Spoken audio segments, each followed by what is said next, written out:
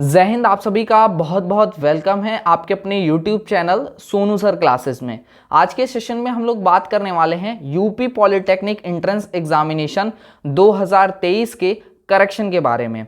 सबसे पहले तो मैं आपको बता दूं, इसमें आज के इस वीडियो में हम लोग इस विषय पे बात करेंगे कि किसका किसका फॉर्म रिजेक्ट हो सकता है, अपने फॉर्म को रिजेक्शन से कैसे बचा सकते हैं, रजिस्ट्रेशन फॉर्म रिजेक्ट होने से कैसे बचाएं, या फिर काउंसलिंग में रिजेक्शन से कैसे बचें, कैसे रिजेक्शन होने से अपने आप को बचा सकते हैं। इस विषय पर हम लोग आज के सेशन में बात करेंगे।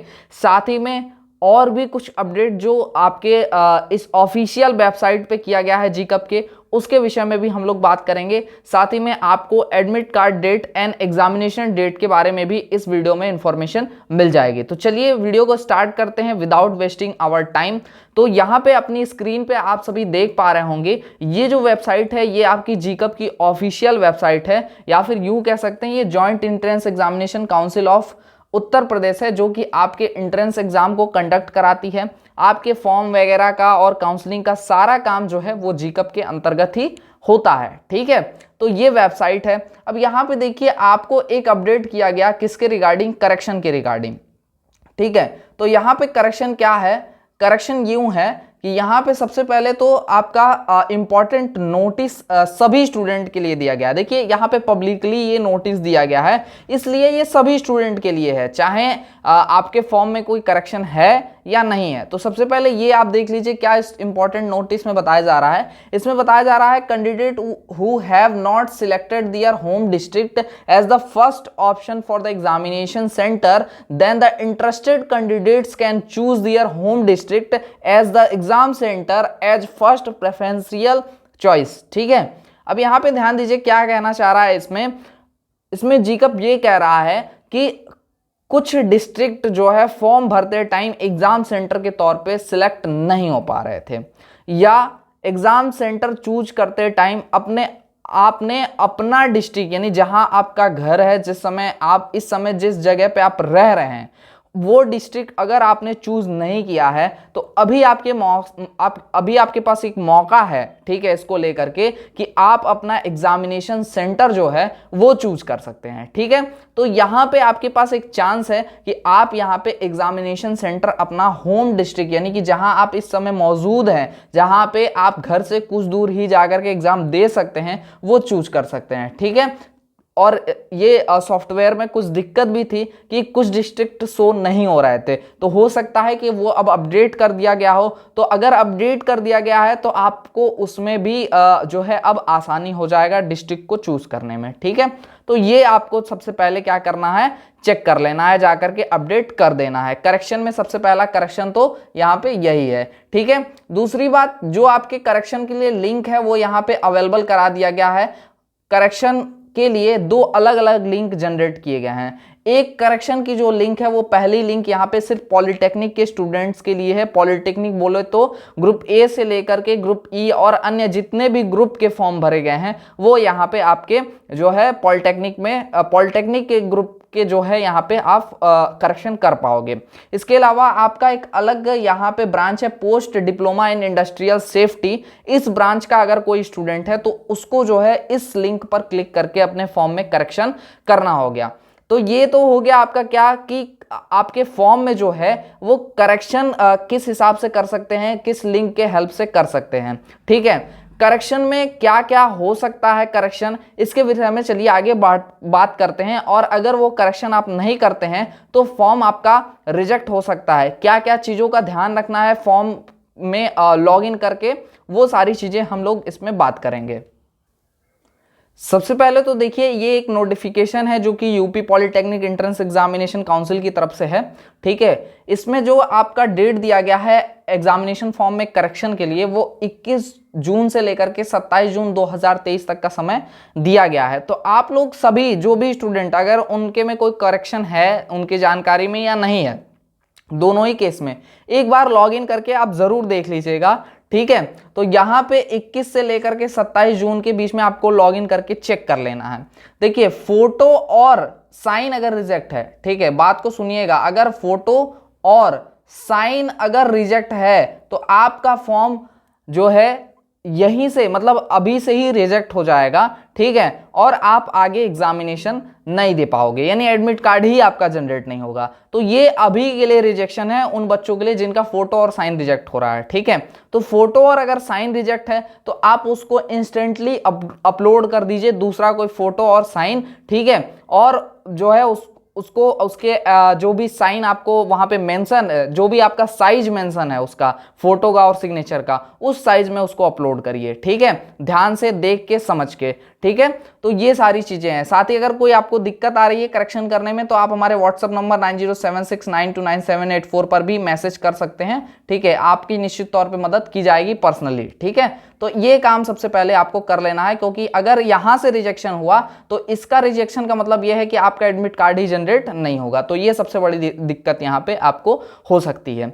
इसके अलावा जो रिजेक्शन है वो अगर आपका कोई भी उसमें से डॉक्यूमेंट की डिटेल्स गलत होती हैं तो यहां नहीं दिक्कत होगा, एग्जाम तो आप दे लोगे, एडमिट कार्ड भी आ जाएगा, एग्जाम भी दे लोगे आप, लेकिन बट आपका क्या होगा यहाँ पे आगे जब आप काउंसलिंग कराओगे, काउंसलिंग भी हो जाएगा, कॉलेज भी अलॉट हो जाएगा, लेकिन जब डीवी होगी कॉलेज में एडमिशन के लिए तो डीवी में आपका फॉर्म रिजेक्ट हो जाएगा, आपका एडमिशन कैंसिल कर दिया जाएगा, आपकी सीट कैंसिल करके किसी और को दे दी जाएगी। ये होता है वहां पे। क्यों होता है? जैसे सभी बच्चे क्या करते हैं, रिजर्वेशन सिलेक्ट करते हैं। सबसे पहला पॉइंट तो देखिएगा, सबसे पहला जो आपका फॉर्म है, ठीक है, उसमें आप सभी क्या करते हैं, अपना रिजर्वेशन चूज करते हैं, ओबीसी, एससी, एसटी, ठीक है, EWS, military person, freedom fighter, कुछ भी चूज करते हैं इनमें से, तो आपका उसका लेटेस्ट सर्टिफिकेट आपके पास होना चाहिए। खासकर ओबीसी और ईडब्ल्यूएस के स्टूडेंट अपना लेटेस्ट 6 महीने के पहले का या 1 साल के पहले का अपना सर्टिफिकेट बनवा करके रखें, नहीं तो उन्हें खासकर दिक्कत हो सकती है, ठीक है। तो कास्ट सर्टिफिकेट आपके पास बहुत ज्यादा अनिवार्य है। अगर कास्ट सर्टिफिकेट नहीं है, आपने ये रिजर्वेशन चूज करे हैं और आप अपने डीवी के टाइम तक अगर कास्ट सर्टिफिकेट नहीं दे पाएंगे तो आपका एडमिशन उसके लिए कैंसिल कर दिया जाएगा, आपको एडमिशन नहीं दिया जाएगा, ठीक है। तो एक तो हो गया आपका ये कास्ट सर्टिफिकेट। दूसरा डोमिसाइल, यानी स्टेट डोमिसाइल का जो सेक्शन होता है उसमें जो भी स्टूडेंट यूपी से बाहर के हैं, अगर वो गलती से यूपी का फॉर्म भर देते हैं या यूपी सिलेक्ट कर लेते हैं या इस लालच में सिलेक्ट कर लेते हैं कि 1 से 3 राउंड की काउंसलिंग में भी पार्टिसिपेट करने का मौका मिल जाएगा। देखिए, जिन लोगों को नहीं पता है वो उनको हम बता दें कि 1 से 3 राउंड तक की काउंसलिंग, जो कि मुख्य काउंसलिंग मानी जाती है ये 1 से 3 राउंड की, इसमें यूपी के बाहर के बच्चों को पार्टिसिपेट करना अलाउ नहीं होता, यानी आप रजिस्ट्रेशन ही नहीं कर पाएंगे काउंसलिंग के लिए 1 से तीसरे राउंड में, ठीक है। तो आपको मौका, यानी कि यूपी के बाहर के बच्चों को चौथे राउंड से मौका मिलता है। तो कुछ बच्चे 1 से 3 राउंड तक की काउंसलिंग में पार्टिसिपेट करने के लालच में यूपी चूज कर लेते हैं। अगर ये यूपी चूज कर लेते हैं तो काउंसलिंग भी हो जाएगी और कॉलेज भी मिल जाएगा, लेकिन उस कॉलेज को बाद में डीवी में कैंसिल कर दिया जाएगा। रीजन क्या है? रीजन ये है कि आप आउट ऑफ स्टेट है, यानी कि आप यूपी के नहीं है, यूपी के अगर आप नहीं है तो इस वजह से आपकी कैंसिल हो जाएगी। तो स्टेट डोमिसाइल आपको अपना ही चूज करना है। अगर बिहार से हैं तो बिहार चूज करिए, झारखंड है तो झारखंड से चूज करिए, अगर यूपी से हैं तो यूपी चूज करिए, ठीक है। यूपी के बच्चों को प्रेफरेंस दिया जाता है, पहले से तीसरे राउंड तक की काउंसलिंग में सिर्फ यूपी के बच्चे पार्टिसिपेट कर पाते हैं, ठीक है। तो ये आप सभी को यहाँ पे देखिए यूपी के बच्चों को फायदा है, ठीक है। इस चीज का आप सभी को ध्यान देना है। इसके अलावा अगर आपका कोई पर्सनल या एजुकेशनल डिटेल में कोई भी मिस्टेक है तो भी आपका एडमिशन रोक दिया जाएगा। इसलिए अपने पर्सनल जैसे नाम, अपने पिता का नाम, माताजी का नाम, अपना डेट ऑफ बर्थ, अगर इनमें कोई भी मिस्टेक है तो इसको भी करेक्ट कर लीजिए। ये भी करेक्ट करने का आपको मौका मिल रहा है, ठीक है। साथ ही में कोई बच्चा अगर कंफ्यूज होकर के बाय मिस्टेक अगर ग्रुप ए की जगह पे, यानी 3 ईयर डिप्लोमा की जगह पे, अगर आपने क्या किया है 3 ईयर डिप्लोमा की जगह पे ग्रुप के का फॉर्म भर दिया, यानी 2 ईयर डिप्लोमा का फॉर्म भर दिया, ठीक है, या जानबूझ के भरा बट बाद में पता चला कि 2 ईयर वाला ज्यादा बेनिफिशियल नहीं है, 3 ईयर का डिप्लोमा ज्यादा बेनिफिशियल है, तो अभी आप ग्रुप ए चूज करके उसकी फीस 300 रुपए जमा करके ग्रुप ए में भी फॉर्म फिल करके ग्रुप ए का भी एग्जाम दे पाओगे, ठीक है। और ये करेक्शन के बाद ये मौका आपको नहीं मिलेगा करने का, लेकिन करेक्शन में आपको ये मौका मिल रहा है, ठीक है। मतलब आप जो ग्रुप चूज किए हैं उसके अलावा और भी ग्रुप चूज करके उसमें एग्जाम दे सकते हैं, लेकिन ऐसा नहीं है कि आपने एक्स्ट्रा ग्रुप चूज किए हैं तो अब आप कम ग्रुप चूज करके, ऐसा नहीं है कि आपकी फीस वापसी हो जाएगी, ये नहीं हो पाएगा, ठीक है, ये पॉसिबल नहीं है, ये ऑप्शन आपके पास है भी नहीं, ठीक है।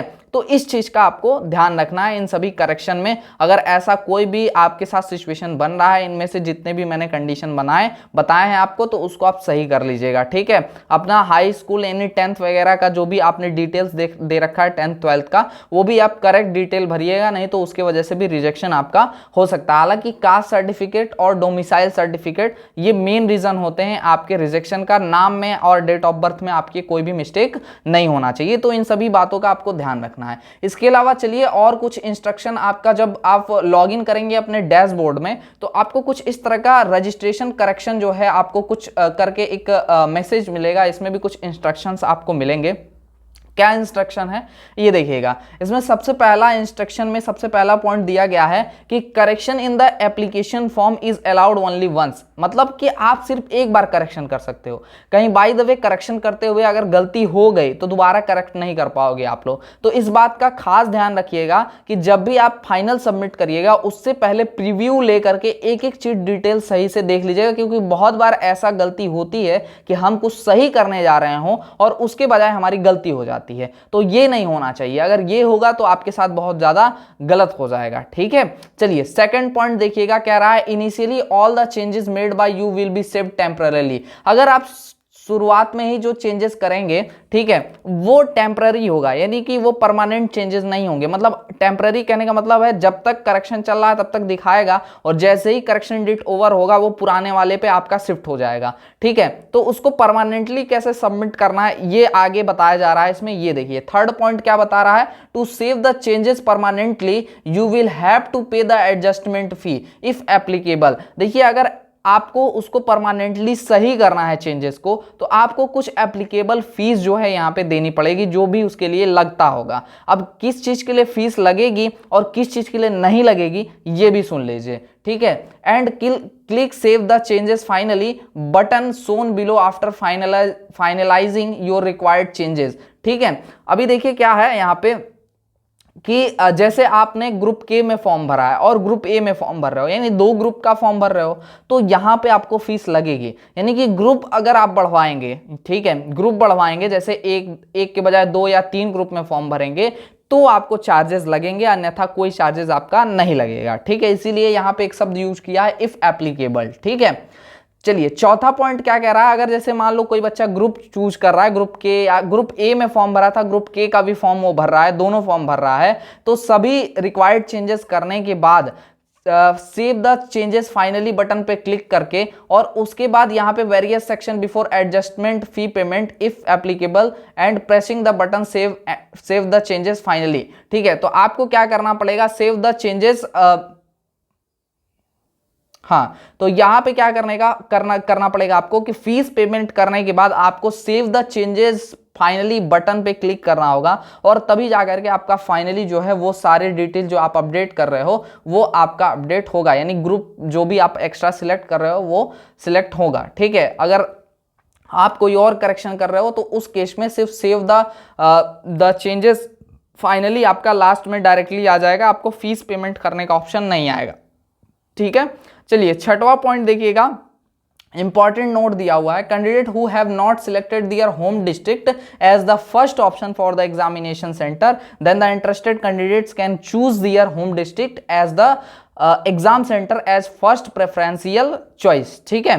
तो यहाँ पे वही बात हो गई, पहली बात जो मैंने आपको बताई थी कि अगर आपने होम डिस्ट्रिक्ट को नहीं चूज किया है तो आप अपने होम डिस्ट्रिक्ट को चूज कर पाएंगे, अभी आपके पास मौका है तो आप चूज कर सकते हैं, ठीक है।